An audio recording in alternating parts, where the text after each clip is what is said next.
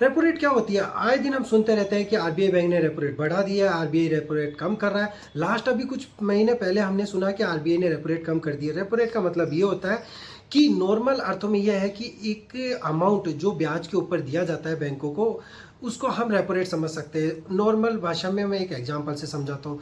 Direct RBI customers को पैसा नहीं देता है, वो बैंकों के थ्रू रूट होके आता है। तो जब भी बैंकों के पास पैसे की कमी होती है तो वो डायरेक्ट जाके आरबीआई को बोलते हैं हमें पैसा दीजिए। जब भी आरबीआई इनको पैसा देता है तो कुछ रेट ऑफ इंटरेस्ट चार्ज करता है, और उस रेट ऑफ इंटरेस्ट में बैंक अपना मार्जिन जोड़ के कस्टमर्स को मार्केट में रोटेशन में ले आता है, चाहे वो ऑटो लोन के रूप में हो, चाहे हाउस लोन के रूप में हो। तो जो बैंकों को ब्याज के रूप में पैसा प्रोवाइड करवाता है आरबीआई, उसी को रेपो रेट कहते हैं। तो जब महंगाई दर स्थिर रहती है, कम होती है, तो आरबीआई हमेशा रेपो रेट कम करता है, जिससे क्या होता है कि बैंकों को भी अपनी रेट ऑफ इंटरेस्ट कम करनी होती है, और जो आपकी ईएमआई है, ऑटो लोन है, वो ऑटोमेटिक सस्ते हो जाते हैं। तो इसका बेनिफिट डायरेक्ट कस्टमर्स को होता है।